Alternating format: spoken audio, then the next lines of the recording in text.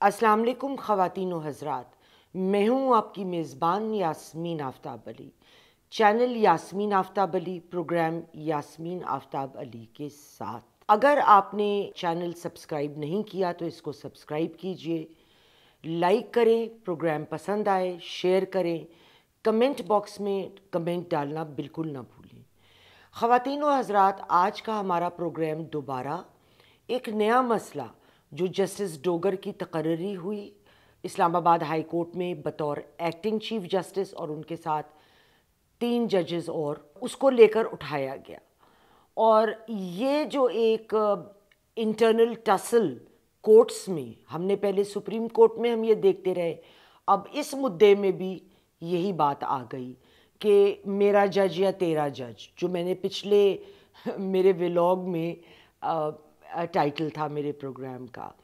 तो इस पे हम थोड़ी सी बात करेंगे और हमारे बराबर पड़ोसी मुल्क इंडिया में क्या कानून राइज है उस पे बात करेंगे।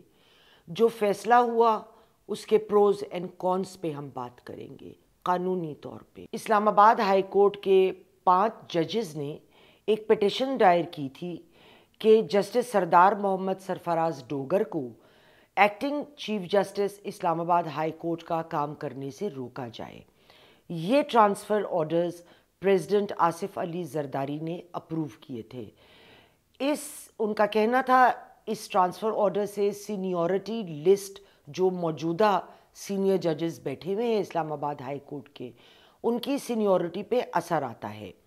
जस्टिस डोगर जो लाहौर हाई कोर्ट से जिनकी ट्रांसफ़र हुआ, Justice Soomro Sindh high court से आए, Justice Asif Balochistan high court से आए। तो इन 3 जजेस के ऊपर एक पिटिशन कोर्ट में दायर की गई। जिन जज साहिबान की तरफ से ये पिटिशन दायर हुई उनके नाम मैं बताती चलूँ। इनमें justice Babar Sattar, justice Mohsin Akhtar Kiani, justice Sardar Ejaz Ishaq Khan और जस्टिस तारिक महमूद जहांगीरी साहब और जस्टिस समन रिफत इम्तियाज़ के नाम शामिल हैं। 5 जजेस ने ओथ टेकिंग सेरेमनी पे शामिल होने से भी इनकार कर दिया और शामिल नहीं हुए। अब ये इंतहाई मेरे नज़दीक एक पेटी बात है। आपने एक पिटिशन दायर की है और आपकी पिटिशन सुनने वाले आपसे ज़्यादा सीनियर जज, बल्कि उस वक्त के सिटिंग जज इस्लामाबाद हाई कोर्ट के आमिर फ़ारूक साहब ने सुनी, तो आपको उसके फ़ैसले का इंतज़ार करना चाहिए। और अगर फ़ैसला आ गया था और फिर ओथ टेकिंग सेरेमनी हुई है तो उनके फ़ैसले का कदर करके उसको एक्सेप्ट करना चाहिए। ये तरीक़ा के न खेडनगे न खेडन देंगे, ये रवैया जो जिस सीट पे हमारे जज साहिबान बैठे होते हैं उनको शोभा नहीं दे। न सिर्फ जस्टिस डोगर के एक्टिंग चीफ जस्टिस होने के ऊपर एतराज़ उठाया गया कि उनको रोका जाए, इसके अलावा बाकी जज साहिबान के ऊपर भी एतराज़ उठाया गया कि उनको बिल्कुल भी अपनी ज़िम्मेदारियों को इस्लामाबाद हाई कोर्ट में उठाने की इजाज़त ना दी जाए।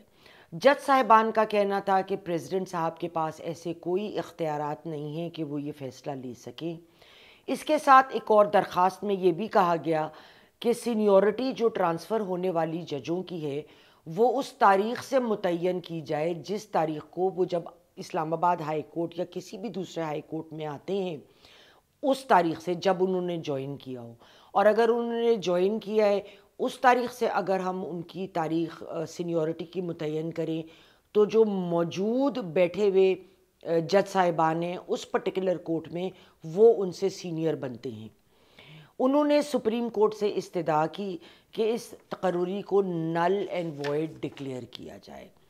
इस्लामाबाद हाई कोर्ट के चीफ जस्टिस आमिर फ़ारूक ने इस पिटिशन को मुस्तरद किया। उनका कहना था कि जस्टिस डोगर जो हैं वो हाई कोर्ट में जब एज अ हाई कोर्ट के जज आए थे तो हल्फ ले चुके थे, तो जब ट्रांसफ़र हुआ है तो वो नई तकर्री नहीं है। یہ فرسٹ ٹائم جج نہیں مقرر ہو رہے.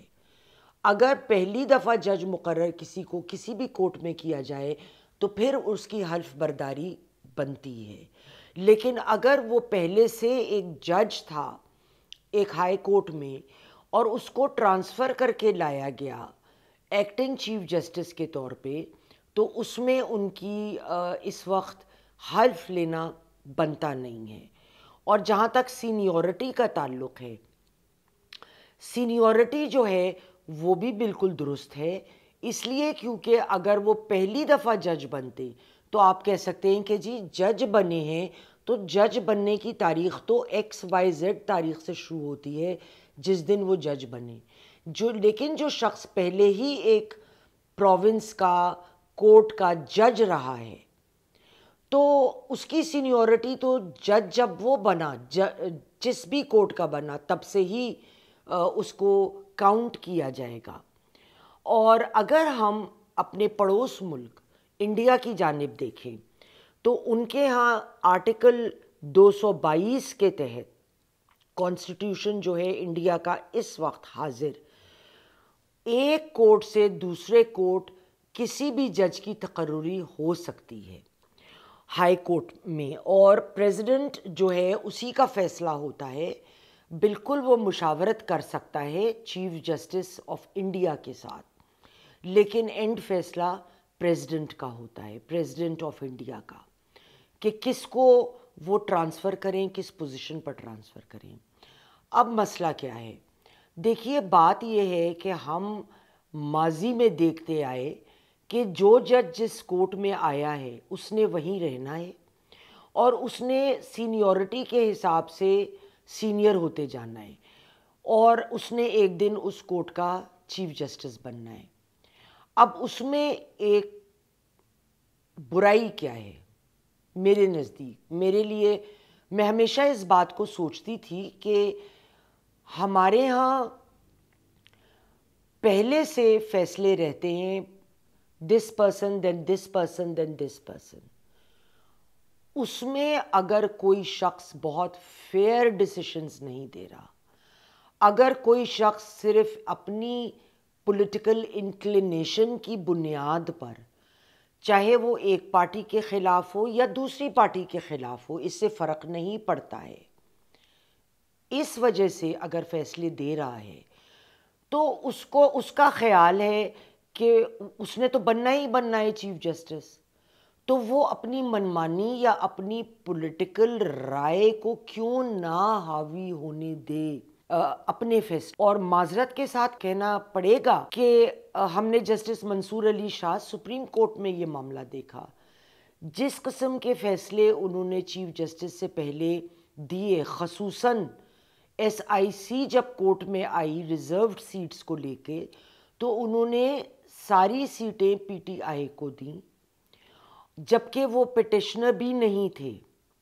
وہ مدعی نہیں تھے، اور سرکاری طور پہ اس وقت وہ ایس سی آئی کا حصہ تھے اور مدعی ایس آئی سی تھی، S I C sorry not S C I. اس طرح ججز بھی، ان کے اوپر ایک گریٹر ذمہ داری ہوگی کہ وہ ایک منصفانہ فیصلہ جو ہے وہ کریں.